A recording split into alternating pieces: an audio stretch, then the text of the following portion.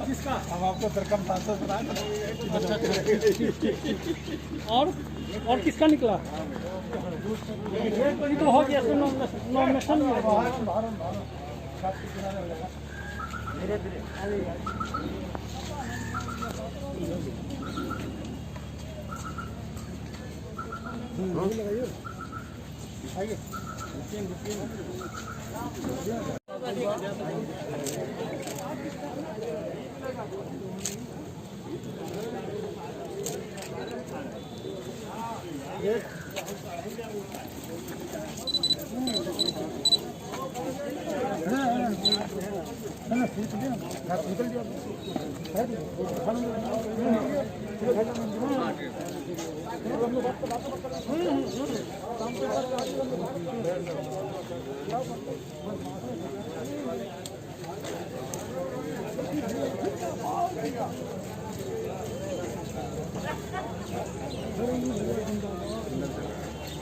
धीरे प्रत्याशी दीपू बुहानिया ने पर्चा भर दिया है विधानसभा चुनाव का।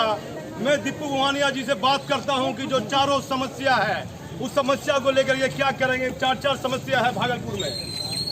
उन्होंने आपने तो पर्चा भर दिया है विधानसभा चुनाव को लेकर। 4 समस्या है भागलपुर की। भोलानाथ पुल, हवाई सेवा, आज तक कोई राजधानी ट्रेन नहीं मिली है। कई समस्या है, क्या कीजिएगा? देखिए, ये कोई समस्या है ही नहीं। अगर जनप्रतिनिधि मन से चाले, ये कोई समस्या नहीं है। सारी समस्याओं का हल 6 महीने के अंदर हो सकता है।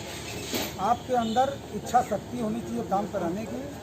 और मैं ज़्यादा नहीं कहूँगा अभी, क्योंकि लोग बोलेंगे कि भाषण देता है। इतने लोग बोले आज तक हवाई अड्डा नहीं हुआ, आज तक राजधानी नहीं आई, तो आज तक स्मार्ट सिटी का काम नहीं हुआ। मुझे सबसे ज़्यादा तकलीफ है स्मार्ट सिटी का। हम लोग कलाने के लिए स्मार्ट सिटी के वासी हैं, मगर हमारे यहाँ स्मार्ट कुछ भी नहीं है। उसी को करने के लिए और घर घर जो हमने पानी की योजना लाई थी, ये आपका क्या बोलता है, पाइप बिछ गया है, लोगों को पानी नहीं पहुंचा है, तो हमारी सबसे पहले वो होगी। और साथ ही साथ जो दक्षिणी क्षेत्र का दर्द है भोलानाथ पुल, जो हर बार वर्षों से हम लोग देखते आ रहे हैं, सबसे पहले मैं इसका निपटारा करूंगा। और कैसे करूंगा ये मुझे आता है, मैं अभी आप लोगों को ये बात नहीं बताऊंगा। बुहानिया जी से पूछता हूं कि इतनी भीड़ इनके साथ आई है, क्या कहीं न कहीं मेयर रहते हुए इन्होंने भागलपुर के लिए अच्छा काम नगर निगम में किया होगा? इतनी भीड़ आपके साथ चली बाजार में, क्या कहिएगा? मेरे जो पुराने पार्षद साथी हैं, वर्तमान जो मेरे पार्षद साथी हैं, सबने मुझे एक स्वर में कहा कि भैया 5 साल का जो स्वर्णिम काल रहा आपका, इस बार अगर आप आएंगे और नहीं आएंगे तो हमारा शहर नर्क का नर्क रहेगा। आप आइए। तो मैंने कहा भाई मुझे किसी पार्टी ने टिकट नहीं दिया है, मैं कैसे आऊँ आपके बीच में? बोला पार्टी से कुछ होता है, आप निर्दलीय आइए, हम लोग आपके साथ हैं। जितने हमारे पार्षद हैं सब लोग मेरे साथ हैं। और उन्होंने कहा, प्लस मुझे हमारे मुस्लिम भाइयों ने कहा, हमारे जो समाज के वैश्य समाज के लोगों ने कहा कि आप आइए, हम लोगों को एक अच्छे जनप्रतिनिधि की ज़रूरत है। और मुझे अपना परिचय नहीं देना है। मैंने जो पिछले 5 सालों में काम किया है मेयर काल में, उसका मैं मजदूरी मांगने भागलपुर की जनता से आया हूं। अगर मुझे सेवा करने का मजदूरी देंगे, सेवा करने का मौका देंगे, तो मैं अपनी जो जोश से 5 साल किया हूं, उससे दुगने जोश से इस बार मैं फिर काम करूंगा। देखिए, बेसी समाज से आते हैं दीपू जी, इन्होंने कहा, लेकिन हर जाति के लोग इनके साथ हैं। कहीं न कहीं विधानसभा चुनाव में कहीं ये बड़ा मुकाबला नहीं दे दें, बड़ी टक्कर नहीं दे दें, क्योंकि इनके साथ जो भीड़ चल रही थी वह कोई पैसे से बुलाई हुई भीड़ नहीं थी। ये मारवाड़ी समुदाय से आते हैं, लेकिन हर समुदाय के लोग सड़क पर इनके साथ दिखे। क्या कहिएगा, हर जाति के लोग आपके साथ थे? अरे शहर है हमारा, शहर में सब जाति के लोग हैं, सब हमारे भाई हैं, हमारी बहन है, हमारी माताएं हैं, हमारे बुजुर्ग हैं। जात से क्या होता है? बिना मतलब के लोग जात की राजनीति करते हैं। हम तो किसी जात की राजनीति नहीं करते हैं। हमारे सब लोग अपने हैं और सबको मिलकर शहर का विकास करना है। देखिए दीपू महाजन जी ने कहा कि और आज के दिन ये नामांकन किए हैं, आज के दिन आपने नामांकन किया 14 तारीख को। देखिए आज गणेश जी का वार है, सब जानते हैं, रिद्धि सिद्धि दाता गणेश। और इस दिन जो भी काम कीजिएगा आपको सफलता भगवान अपने आप दे रहे हैं। देखिए मैं अंतिम सवाल पूछता हूं कि ये जदयू में थे, नीतीश कुमार की पार्टी में थे, क्या कहिएगा बिहार के मुख्यमंत्री के बारे में? मुझे आप लोग जो पत्रकार बने हुए हैं, बार बार सब लोग एक ही बात पूछ रहे हैं। मैं कह रहा हूँ, मैं नीतीश कुमार जी का सिपाही हूँ और मैं रहूँगा। मुझे जनता ने खड़ा किया है, जनता के आह्वान पे मैं खड़ा हुआ हूँ। अगर सदन में मुझे लोगों, अगर एनडीए का प्रत्याशी हूँ मैं और सदन में लोग भेजेंगे तो आप सभी जानते हैं कि मैं किनके साथ हूँ। क्या घोषणा के बाद कोई फोन आया बिहार सरकार के किसी मंत्री का, कोई बड़े नेता का? जी मुझे किसी लोगों का फोन नहीं आया है। बस क्या आएगा तो बैठिएगा, चुनाव लड़िएगा? उस समय बताएगा। मगर मैं जनता ने अगर मुझे अपने तरीके से जनता अगर मुझे अपना साथ देती है, अपना मत देती है, जिस तरह आज दिया है, ये कारवां बढ़ता जाएगा तो फिर मैं आगे जो है जनता का जो विचार होगा वही करूँगा। आखिर स्मार्ट सिटी के लिए इनको क्यों दुख है? ये मेयर थे, इनके रीजन में स्मार्ट सिटी का काम शुरू हुआ, क्या स्मार्ट सिटी का काम?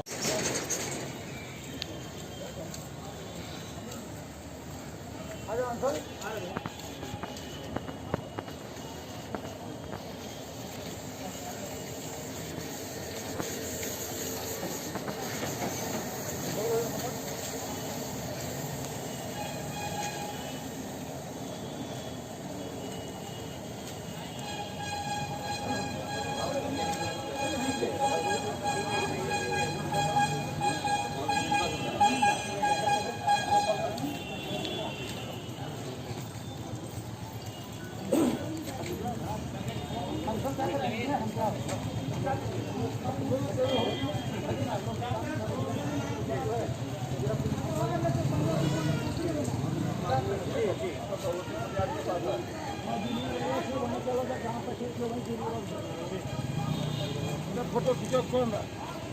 और ये तो पुराना खिलाड़ी है बाबू। मोबाइल बात करियो। अब बीजेपी के रहते हुए क्या बात, भुवानिया जी से आपने हाथ मिला लिया, क्या बात? भुवानिया जी से बहुत दिल का संबंध है और दिल का संबंध। तो क्या दिल का वोट भुवानिया जी को पड़ेगा? वोट का बात तो यहाँ नहीं हो रहा है, हमारा दिल का संबंध है, दोनों दिल में दिल मिला। ये बात नहीं होता तो क्या होगा? अब ये बताना मुश्किल है हमको, क्या है प्रजातंत्र में किसको कौन वोट देगा। ये सीक्रेट बैलेट है, इसलिए ये कहना मुश्किल। मतदान क्या है? मन का दान, मन का दान। ठीक है पंडित जी। हेलो।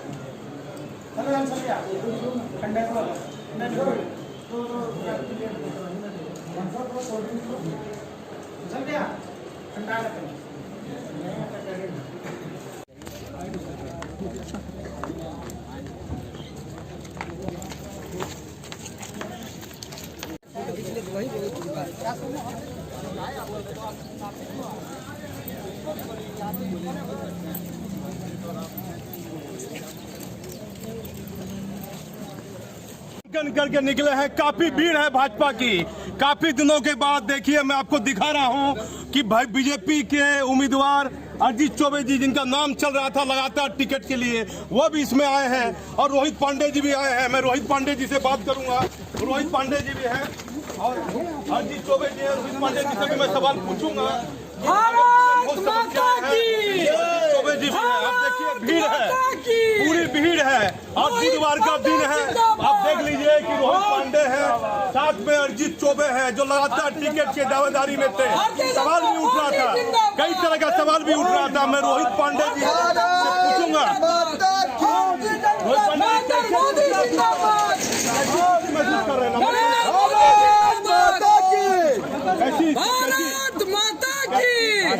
पार्टी में कार्यकर्ता होते हैं। कार्यकर्ता की जब जो भूमिका तय की जाती है, कार्यकर्ता पूरे मनोयोग के साथ उस भूमिका को स्वीकार करते हैं। अपने यहाँ किसी भी विषय को या किसी जिम्मेवारी को लेकर अपने यहाँ जिम्मेवारी होता है, और किसी जिम्मेवारी को मिलने पर न किसी को हर्ष होता है, न किसी को विषाद होता है। वह अपनी उस भूमिका में लग जाते हैं कार्यकर्ता होने के नाते। हम सभी लोग उसी कार्यकर्ता भाव के साथ उस कार्यकर्ता की भूमिका में हम लोग लगे हो। अरिजीत जी कहीं मन में कहीं कोई प्रकार का मन भेद, कहीं को मन में तकलीफ, आप रोहित जी के साथ में है, जनता जानना चाहती है, सच्चाई जानना चाहती है, दोनों के बीच कोई तरह की मनमुटाव की स्थिति तो नहीं है? देखिए, हमारे भाई हैं, आप अनुज भी कह सकते हैं।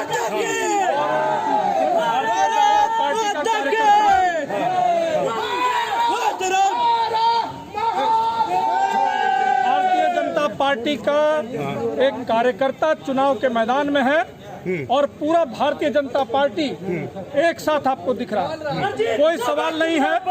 और अरिजीत चौबे चुनाव लड़ रहा है, नरेंद्र मोदी चुनाव लड़ रहा है, रोहित पांडे कार्यकर्ता है, रोहित पांडे सबके दिल में है। चुनाव हम लोग दिल से आपकी आवाज है, अरिजीत जी आपके दिल की आवाज है। अब दिल में मैं कोई हनुमान जी नहीं हूँ कि आपको फाड़ करके सीना दिखाओ, लेकिन भारतीय जनता पार्टी चुनाव लड़ रही है, और भाई रोहित जो हमारे हैं वो एक कार्यकर्ता के नाते उनके साथ तमाम भागलपुर के जितनी भी पार्टी के कैडर है वो एक साथ। आप देखिए, अरिजीत चौबे ने कह दिया कि रोहित पांडे को मैं दिल से समर्थन करता हूँ, मेरे दिल में कोई बात नहीं है। रोहित जी को लगातार देखिए, अरिजीत चौबे जिंदाबाद जिंदाबाद जिंदाबाद, रोहित पांडे जिंदाबाद जिंदाबाद। आप देखिए, मैंने अरिजीत चौबे से बात की जो टिकट के लगातार दावेदार थे, अश्वनी चौबे के पुत्र थे। उन्होंने कहा कि कोई मन में भेद नहीं है, मन में मेरे कोई तकलीफ नहीं है। जो भीड़ है वो बता रही है कि भाजपा का खेमा बड़ा मजबूत खेमा है, ये कहीं ना कहीं कोई पलटवार, कोई बड़ा निर्णय देने के संकेत में है। बड़ी मात्रा में भीड़ है, बीजेपी के लोगों की जो भीड़ दिख रही है, बड़ी संख्या में भीड़ है। काफी वर्षों के बाद बीजेपी के पुराने उम्मीदवार भी सड़क पर दिख रहे हैं। आप देखिए, मैं आपको दिखाता हूँ नजारा, ये सब बीजेपी के लोग हैं। और जुलन जी से पूछता हूँ, आपकी चुनाव हमारी स्थिति स्पष्ट है। हम भागलपुर में रिकॉर्ड मतों से जीते हैं, और भागलपुर का एक ही मुद्दा लगेगा, माफिया को भगाना है, रोहित भारतीय जनता पार्टी को जिताना है। देखिए, झूलन जी ने कहा कि माफिया को भगाना है और भारतीय जनता पार्टी को जिताना है। नरेश चंद्र मिश्र जी हैं, विष्णु शर्मा जी हैं। मैं नरेश जी से पूछूंगा, क्या कहिएगा इस पूरे स्थिति में, क्या कहिएगा? भारतीय जनता पार्टी का संगठन भागलपुर में बहुत मजबूत है, और हम काफी बहुमत से विजय प्राप्त करेंगे। क्या कोई टिकट को लेकर मन में कोई प्रकार का भेद किसी में? बिल्कुल नहीं है, इधर घात की कोई बात नहीं। ये सब फालतू बातें हैं। ये जब तक टिकट मिलने के बाद हम लोग कमल। नरेश चंद्र मिश्र जी ने कहा कि हम लोग कमल के साथ हैं। विष्णु शर्मा जी से मैं बात करना चाह रहा था, काफी भीड़ है, ये भीड़ है। मैं एक लेडीज है, मैं बीजेपी से है। क्या नाम आपका है? मेरा नाम अंजलि घोष है। क्या कहना चाहते हैं अंजलि जी? हमारे लिए कमल ही हमारा राष्ट्रीय है, प्रतीक है, राष्ट्रीय प्रतीक है कमल, और कमल के लिए हम लोग शुरू से लड़ रहे हैं, और इस बार हर हाल में कमल खिल कर रहेगा। इस बार एक कार्यकर्ता को टिकट दिया गया है, इसलिए सारे कार्यकर्ता एकजुट होकर और भारतीय जनता पार्टी के लिए काम कर रहे हैं। इस बार कमल हर हाल में खिल कर रहेगा। इस प्रकार से हमारे नरेंद्र मोदी ने महिलाओं के लिए काम किया है, महिलाओं के घर घर तक चूल्हा गैस पहुँचाया है, हर घर को राशन कार्ड दिया है, 6 महीनों से राशन फ्री दे रहे हैं, और सबका घर घर महिलाओं के लिए, मुस्लिम महिलाओं के लिए 3 तलाक को लागू किए हैं। और नरेंद्र मोदी ने सबका साथ, सबका विश्वास, सबका विकास, नरेंद्र मोदी का नारा अटल है, और वो उन्होंने जितना काम किया है सब दिन सबके लिए काम किया है। उन्होंने किसी जाति पाति के लिए काम नहीं किया है, पूरी जाति को एक करके पूरे देश के लिए दिली घोष है बीजेपी के बारे में बताया। अब ये तय करेगा भागलपुर विधानसभा चुनाव। जो बीजेपी की भीड़ है लगातार टिकट तनातनी के लिए, सबसे अंतिम में भागलपुर विधानसभा सीट का ऐलान हुआ और रोहित पांडे को भागलपुर का उम्मीदवार बनाया गया। लेकिन कहीं न कहीं भीतर घात तो बीजेपी के लोगों में कहां तक दिखता है, ये तो टिकट के चुनाव में जो लोग वोट देंगे उसमें दिखेगा। आप देखिएगा। मैं भागलपुर से दीपक नौरंगी।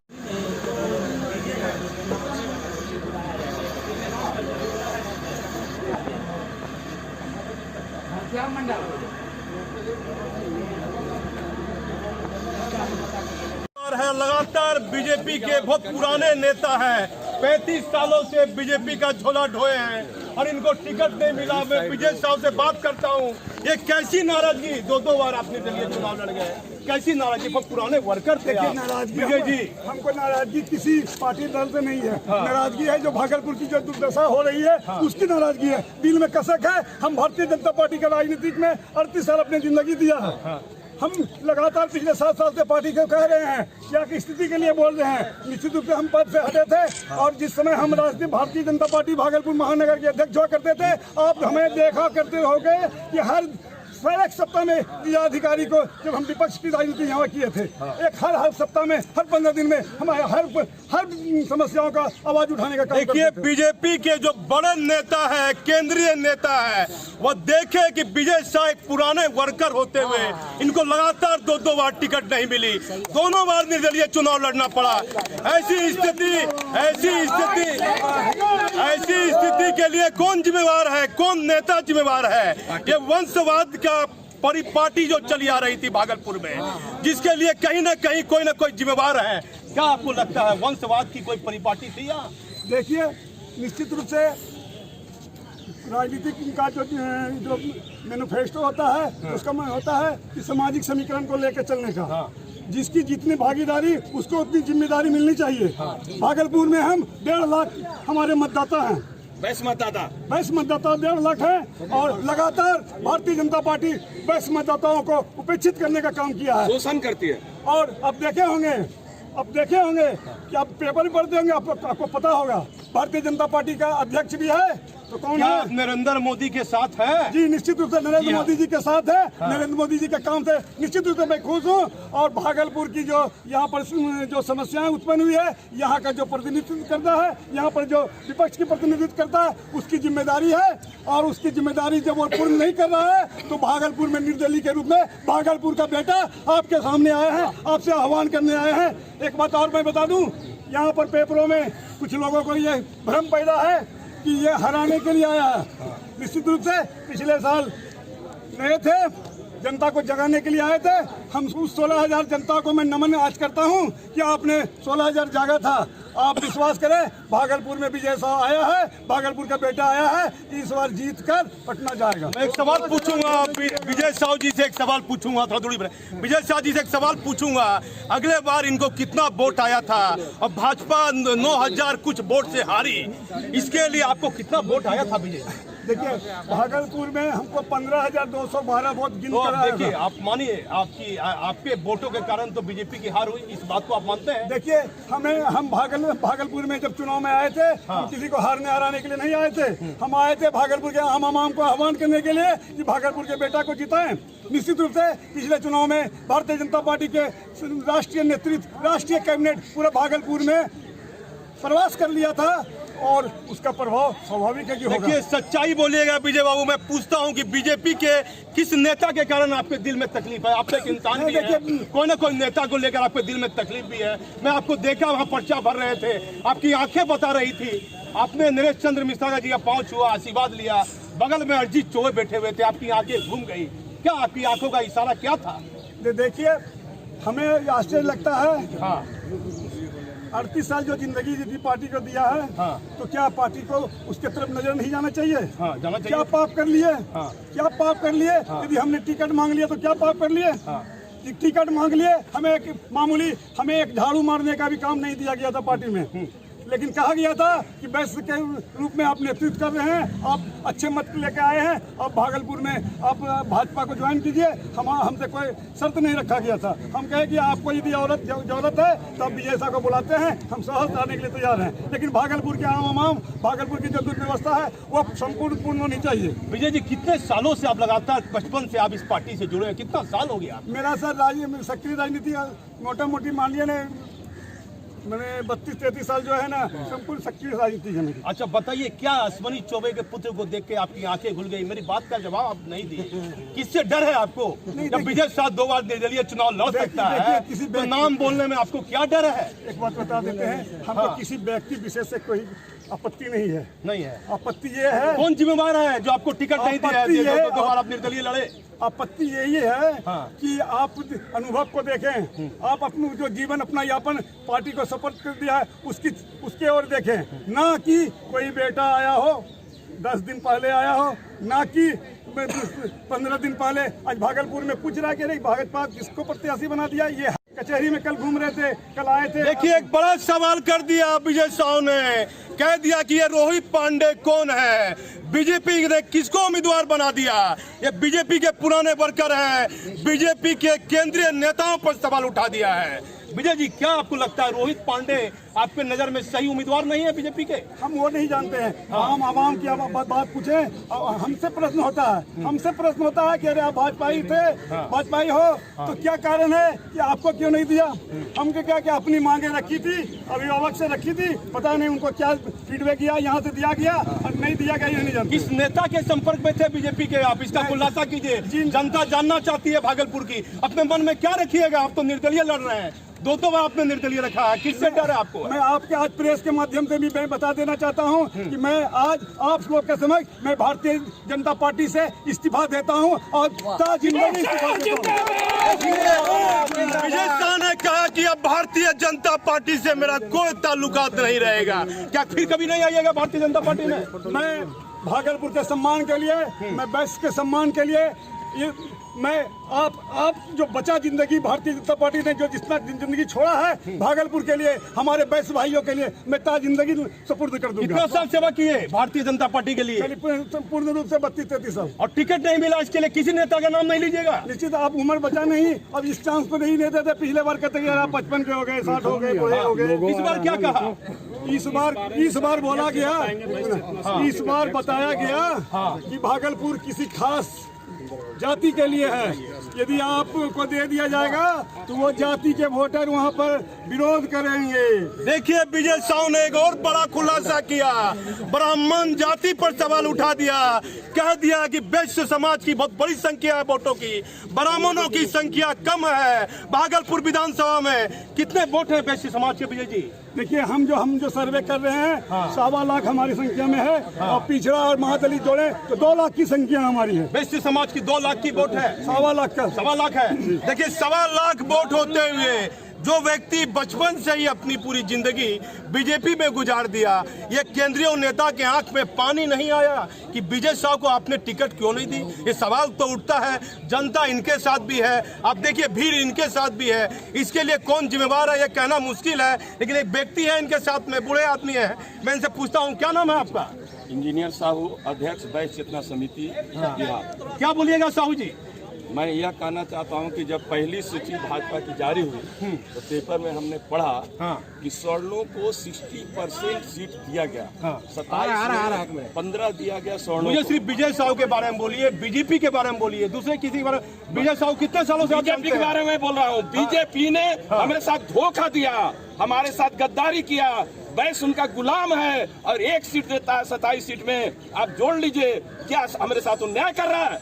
देखिए, साहू जी के आंखों में पानी है, बोलते बोलते गुस्सा आ गया। आखिर दीपू भवानिया भी वैश्य चुनाव लड़ रहे हैं कि वैश्य व्यक्ति को, वैश्य समाज के लोगों को नजरअंदाज क्यों किया जा रहा है? जिसकी संख्या बेसी है, उन्हीं जाति के लोगों को अलग किया जा रहा है। क्या आपको लगता है वैश्य समाज की ऐसी स्थिति के लिए कौन जिम्मेवार है?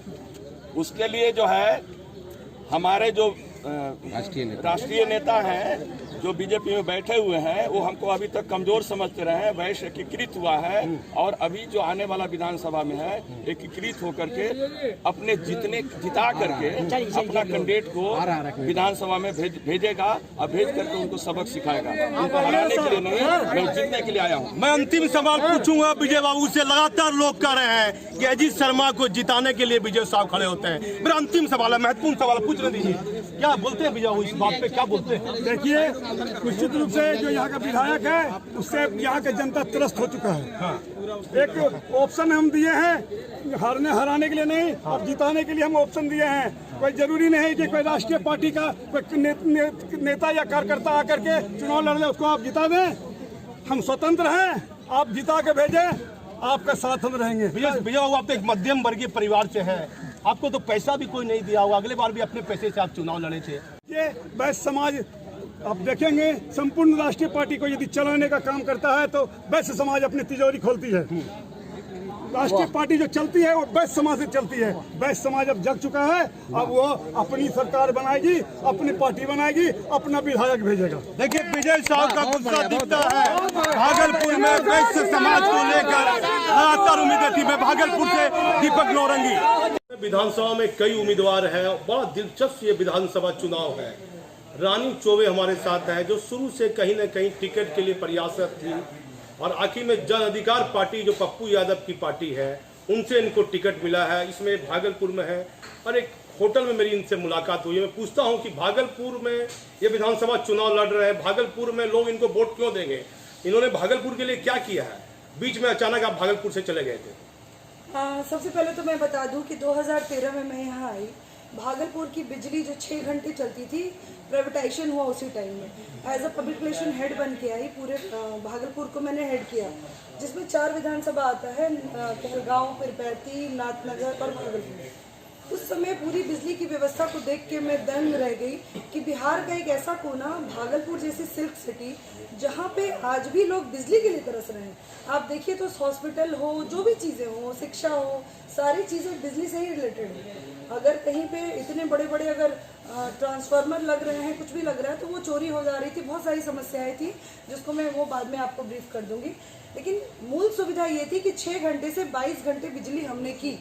अब इस चीज़ का ये निर्णय था, मैं आई थी एज अ ऑफिसर, और उस ऑफिसर को काम सिर्फ इतना करना था कि मीडिया को रिप्रेजेंट करना था और कंपनी की चिकनी चुकड़ी बातें बतानी थी। अगर कंपनी गलत भी रहे तो अच्छा करके बताना था। लेकिन वहाँ मैंने विराम लगाया, वहाँ मैंने एक CSC सेंटर घूमी, सारे ट्रांसफार्मर देखे, एक केस स्टडी बनाया, जो चीज़ें जो इसके विरुद्ध थे उनसे फाइट किया।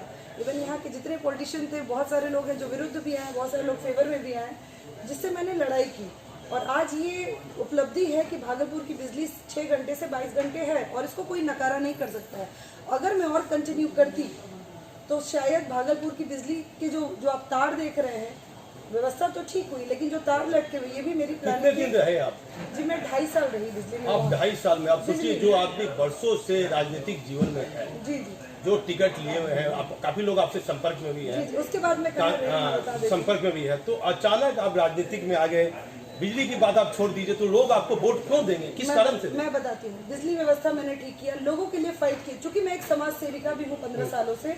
बिहार की लगभग 2.5 लाख महिलाओं के लिए मैं काम करती हूँ।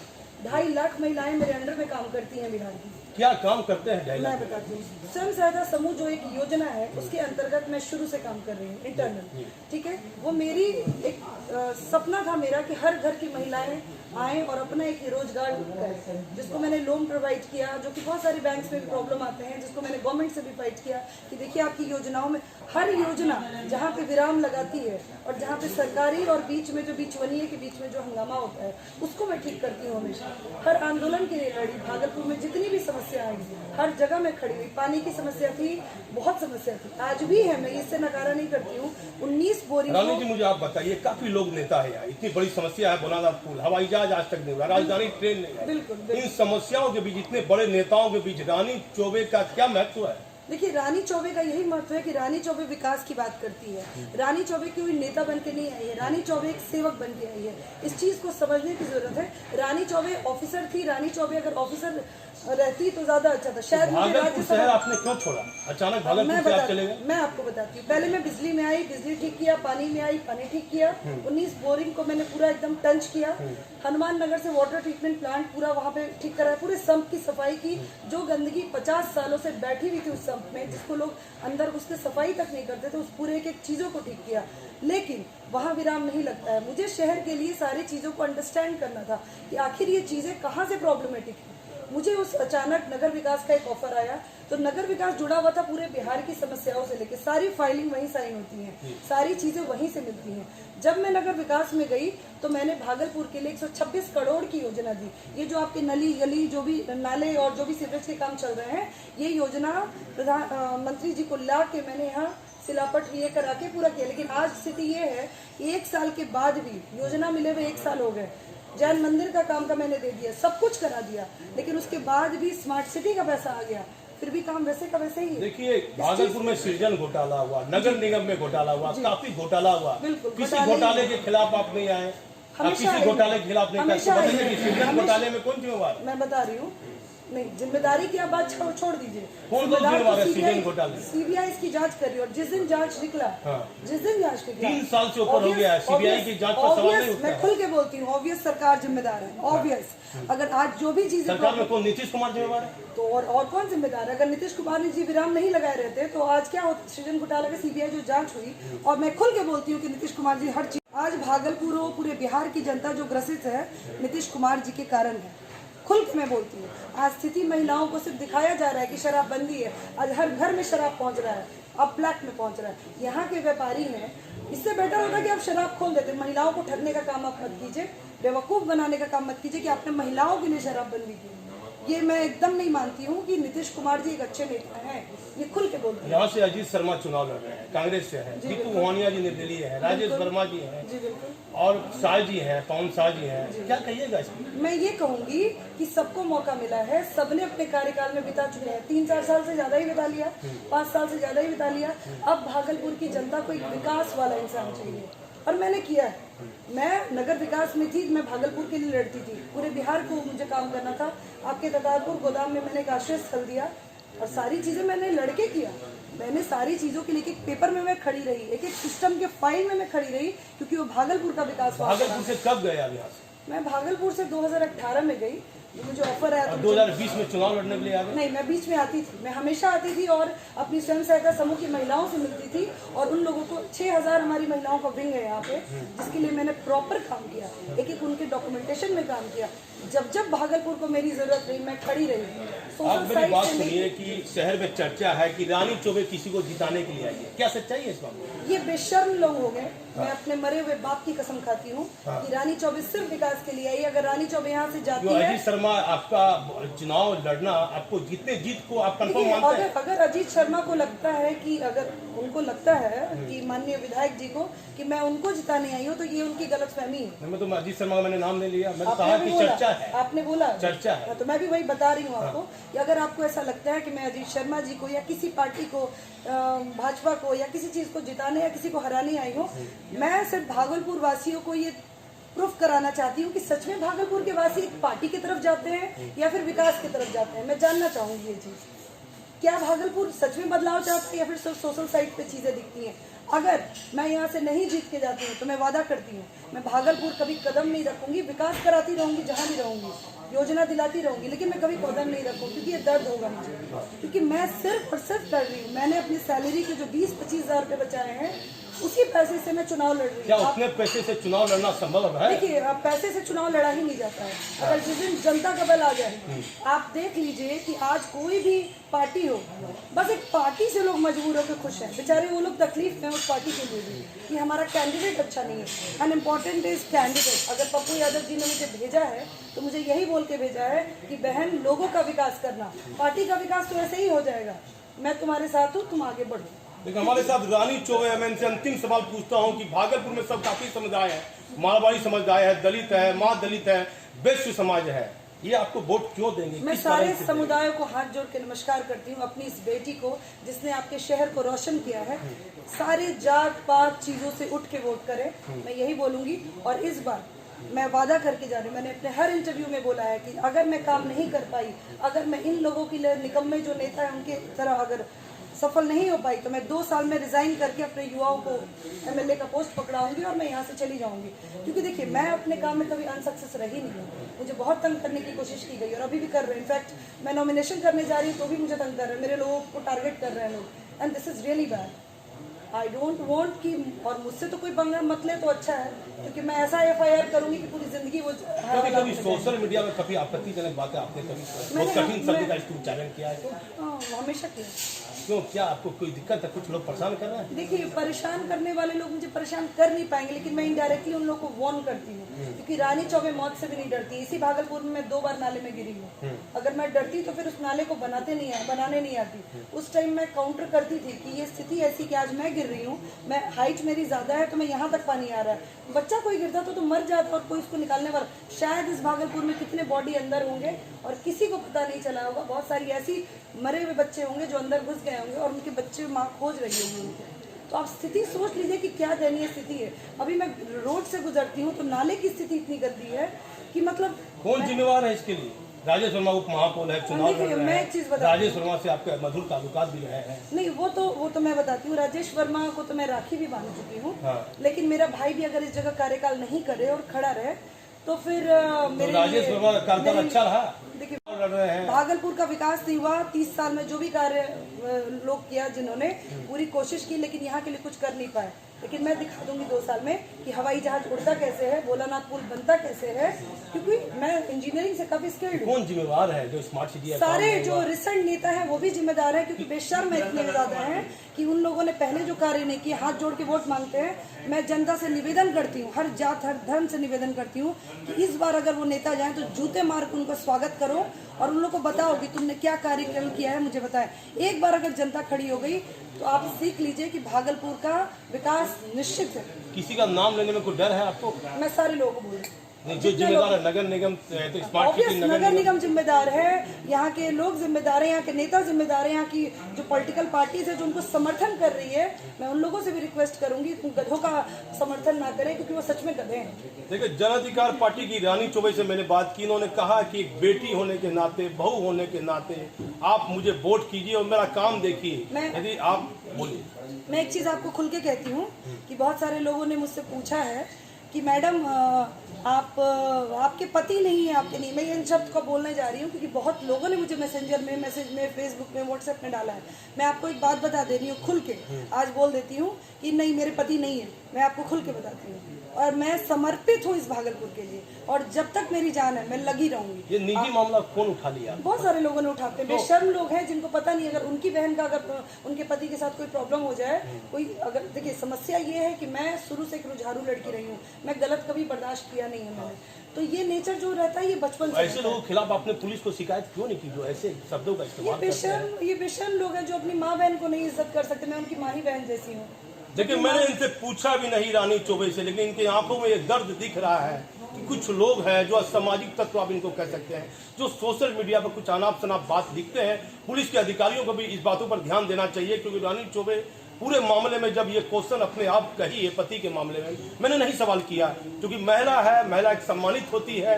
निजी मामलों में मुझे पूछने का अधिकार नहीं है। आप किसी की ये हिस्ट्री नहीं लिख सकते हैं कि एक पत्नी किसी के पति से जाने जाए। मेरे हस्बैंड ILO में जॉब करते हैं, यूनाइटेड नेशन में बहुत अच्छा कर रहे हैं। अब बार बार मुझे ये पिंच क्यों करते हैं लोग कि पति के साथ नहीं आई? What do you mean? अब अगर विदेश जाके एक लड़की काम करती है तो उसके पति उसका पल्लू पकड़ के घुसेंगे? ये शर्म आनी चाहिए लोगों को।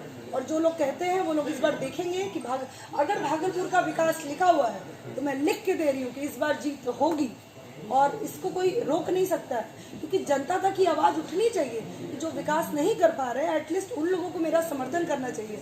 मैं दोबारा नहीं लौटूंगी। भगवान ने शायद मुझे आप लोगों के लिए भेजा है, शायद एक इतिहास लिखने के लिए। इस चीज को समझने की जरूरत है। किसी का दर्द है आपके लिए, और मैं एक सामाजिक कार्यकर्ता हूँ। आप मेरा अकाउंट खंगाल लो, आप मेरी जितनी हिस्ट्री खंगाल लो, मैं इतनी ईमानदार हूँ कि आज तक कोई खड़ा होकर बोल नहीं सकता है। मैं ये चैलेंज करती हूँ कि मैडम ने 100 रुपये का मिठाई भी खाया हो मेरे पैसे से। मैं वो लड़की हूँ। उस लड़की को आप लोग बोलते हैं कि अरे मैडम आई है, बाहर से आई है, चली जाएंगी। मैं अपना एक घर बनाऊंगी, यहाँ पे मैं रहूंगी। मैंने पटना में अपना नहीं घर आपने बनाया। कहा कि मैं चुनाव नहीं जीतूंगी तो फिर भागलपुर नहीं आऊंगी, ऐसा क्यों अगर कह मैं रही हैं? रुकी तो मैं अपना घर बनाऊंगी। हार जीत तो अपनी जगह है, आपका संबंध है लोगों से, चुनाव तो जनता मैं से। जीतूंगी और बहुत अच्छे बहुमत से जीतूंगी। जमानत जज जिसकी भी होगी वो देखेंगे। अब देखिए, मैंने जन अधिकार पार्टी की और मेरे प्रत्याशी सारे है। जाति भाई के लोग मुझे वोट करेंगे।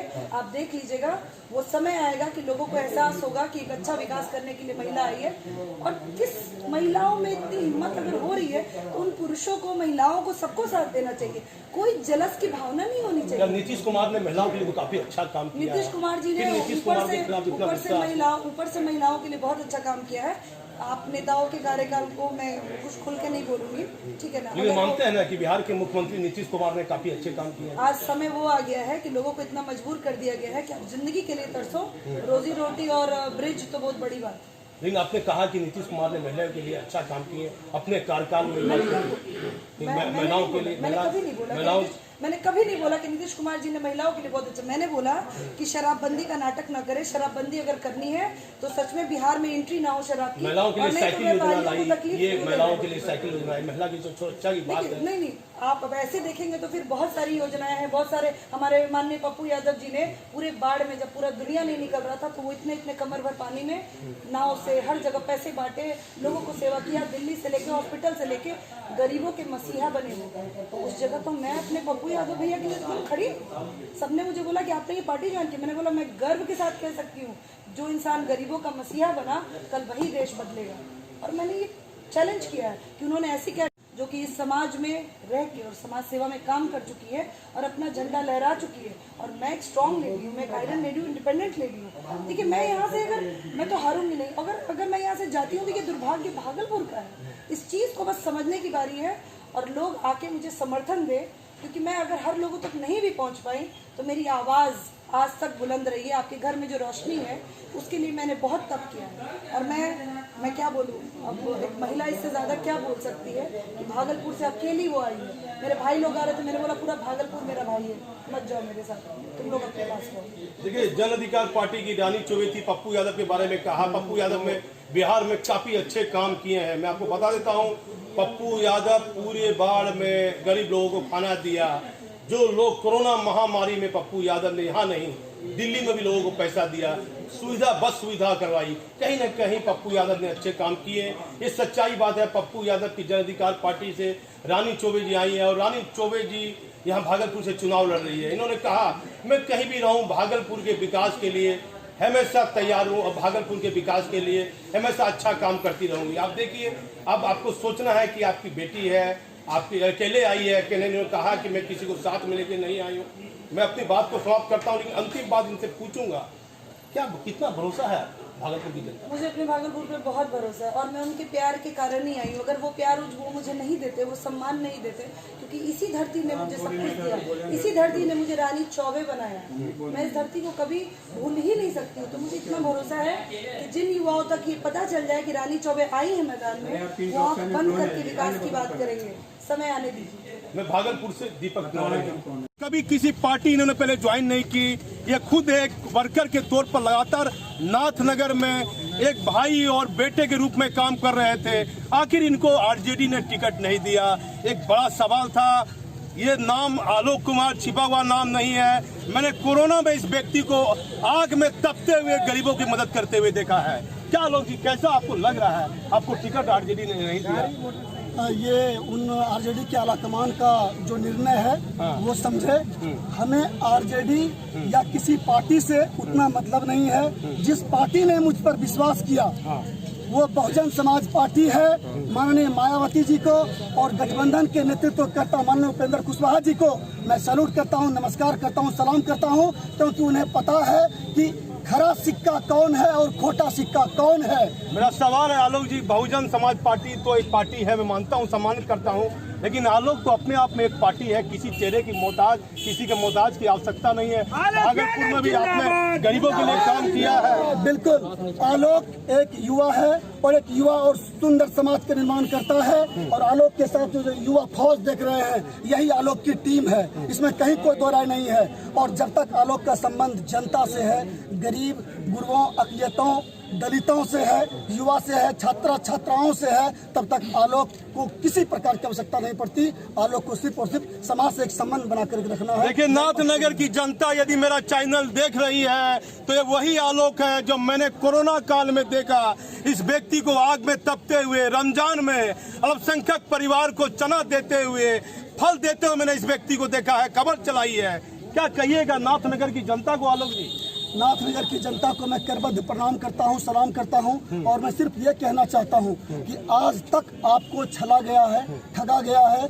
नाथनगर, सबौर और जगदीशपुर तीनों प्रखंड की जनता अनाथ है। आज तक उसे कोई देखने वाला नहीं है। लैलक में रेलवे ओवरब्रिज आज तक नहीं बन पाए, सबौर के राजपुर मुरहन रोड आज तक नहीं बन पाए, नाथनगर के रेलवे ओवरब्रिज आज तक नहीं बन पाए, नाथनगर विधानसभा में एक महिला कॉलेज नहीं है, छात्रा बेरोजगार है, श्रमिकों के लिए कोई उद्योग फैक्ट्री नहीं है, कोई देखने वाले नहीं है। अस्पताल, थाना, ब्लॉक, अंचल सभी जगहों पर भ्रष्टाचार व्याप्त है। मैं नाथनगर विधानसभा के साथ साथ भागलपुर की जनता को कहना चाहता हूं कि अगर ये आपका बेटा, ये भाई आलोक विधानसभा पहुंचता है तो सबसे पहले भागलपुर सबौर में जो सृजन घोटाले हुए और भागलपुर को कलंकित करने का प्रयास किया गया, मैं उस नकाबपोश को जेल के सलाखों में भेज कर मेरी मांग है कि किसान आज तक उसे कोई देखने वाला नहीं है। उत्तर के किसान डूब जाते हैं और दक्षिण के किसान के फसल सूख जाते हैं। मैं नाथनगर भागलपुर की जो प्रतिष्ठा रही है चंपा नदी, मैं चंपा नदी पर चेक डैम बनवा करके चंपा नदी को पुनर्जीवित करूंगा और उस चंपा नाला जो कलंक है उस नाला को खत्म करके चंपा नदी, देव भूमि की चंपा नदी को मैं पुनः एक बार पुनर्जीवित करने आलोक जी, देखिए, मुझे एकदम आराम से जवाब दीजिएगा, किसको आदमी बोलिएगा नहीं। क्या सृजन घोटाले के बारे में क्या कहा? सृजन घोटाले के विषय में मैंने ये कहा कि भागलपुर की जनता को पूरे बिहार और देश में कलंकित करने का प्रयास किया गया है। कौन लोग हैं इसमें सृजन घोटाले में? ये बड़े सीबीआई 3 साल हो गया, अभी तक इस पूरे मामले में खुलासा नहीं कर पाई है कि कौन लोग हैं। इसलिए खुलासा नहीं हो पाया है कि जो बड़ी मछली है वह बिहार के पटना में गद्दी पर बैठी हुई है, इसलिए इसके घोटाले नहीं हो रहे, पर्दाफाश नहीं हो पा रहे हैं। और भागलपुर के तत्कालीन बड़े पदाधिकारी भी इसमें फंसे हुए हैं, इसलिए इसका पर्दाफाश नहीं हो पा रहा है। आलोक कुमार ने एक बड़ा खुलासा कर दिया है, इशारों में बिहार के मुख्यमंत्री पर आरोप लगा दिया है। कौन लोग पटना में बैठे हुए हैं गद्दी पर? ये तो मुख्यमंत्री गद्दी बैठे हुए, नीतीश कुमार मुख्यमंत्री बैठे हुए हैं, उसके साथ साथ एक और आदमी बैठे हुए हैं। एक और आदमी बैठे हुए हैं जिनके बहन का नाम साफ इस घोटाले में आया है। उसके मोदी का नाम बोलने में डर है आपको? मुझे आलोक कुमार को न भय है, न कोई चिंता है, न लोक है, न लाश, न किसकी बहन है वो? कौन नेता है वो? निश्चित तौर पर बिहार के उप मुख्यमंत्री की बहन है, सभी जानते हैं, रेखा मोदी, और उसके अकाउंट में पैसा गया हुआ है। कौन है वो मुख्यमंत्री का नाम बताइए, जनता जानना चाहती है। बिहार के मुख्यमंत्री सुशील मोदी जी, सभी जानते हैं। सुशील मोदी को कौन नहीं जानता कि वो वहाँ के विधायक है और वहाँ के उप मुख्यमंत्री हैं। वहाँ के उप मुख्यमंत्री हैं जहाँ नाले की पानी की बाढ़ आ जाती है तो अपने आप को बचा करके किसी प्रकार निकलते हैं, जनता जाए भाड़ में, वो वैसे व्यक्ति। आलोक जी, मैं एक निजी सवाल पूछूंगा, बचपन से बड़ी मेहनत कर रहे हैं, आप भी एक इंसान है, अकेले इतनी मेहनत करते हैं, क्या दर्द नहीं होता है, थकावट नहीं होती है? नहीं, मैं बहुत काम करते हैं, आपको देखा है। मैं अकेले कभी नहीं लड़ता, मैं अकेले कभी काम नहीं करता। आलोक के पास युवाओं की लंबी चौड़ी फौज है और जब आलोक युवाओं के चेहरे पर, समाज के महिलाओं बुजुर्गों के चेहरे पर मुस्कान देखता है तो आलोक की जो वो दर्द होती है वो खत्म हो जाती है और उसके शरीर में एक एनर्जी और ताकत। परिवार को कब समय देते हैं? माँ है, पत्नी है, बच्चा है, दिन भर तो तपते हैं, फील्ड में रहते हैं, परिवार को कब समय देते हैं आलोक जी? ये पूरा समाज ही मेरा परिवार है। मैं दिन रात समाज के साथ रहता हूँ और मैं समझता हूँ। आलोक जी थे नाथनगर के चर्चित चेहरा है पूरे बिहार में। नाथनगर आप छोड़ दीजिए, गरीबों के लिए इन्होंने किया है। क्या आपको आरजेडी से टिकट नहीं मिली? क्या कहिएगा लालू यादव जी को जो पूरा सर्वासर्वी रहे, जेल में है, उनकी जमानत हो जाएगी? मेरा चैनल आरजेडी के लोग भी देखते हैं, क्या कहिएगा आप? मैं माननीय लालू प्रसाद यादव जी से कहना चाहूँगा कि कई जिलों में, भागलपुर में भी कुछ ऐसे नेता हैं जो आपको सच्चाई का सामना नहीं करवाते हैं, सच नहीं बताते हैं कि वास्तव में जनता का काम कौन करता है, और उनको बरगला करके दूसरों को टिकट दिला दिया जाता है ताकि वो हार जाए और वह बड़ा नेता अपने गद्दी पर मठाधीश के भांति बैठा रहे। तो मैं यही कहना चाहूँगा कि आप वैसे वर्कर को, वैसे कार्यकर्ता को पार्टी में सम्मान दें जिससे कि आपका जनाधार बने और A to Z की पार्टी कहलाए। आज आपकी पार्टी A to Z की पार्टी नहीं है, मैं यही कहना चाहूँगा। देखिए आलोक जी यादव परिवार से है लेकिन कभी जातिवाद नहीं किया। लालू जी को यदि मेरे चैनल आरजेडी के वरिष्ठ नेता देखते हो तो आलोक जी का ये पसीना बता रहा है कि इन्होंने कितनी मेहनत की है। ये भीड़ बता रही है, ये बनावटी भीड़ नहीं है। आलोक जी युवा नेता जिंदाबाद, क्या कीजिएगा? नाथनगर विधानसभा है, भागलपुर भी काफी विकास के मामले में पीछा है। क्या भागलपुर के लोगों को भी आप अनाज दिए हैं नाथनगर से आके, तो भागलपुर के बारे में क्या सोचे? मैं सिर्फ इतना कहना चाहूँगा कि जब मैं नाथनगर दक्षिणी का जिला पार्षद बना तो पूरे भागलपुर का आवाज उठाया, पूरे भागलपुर का।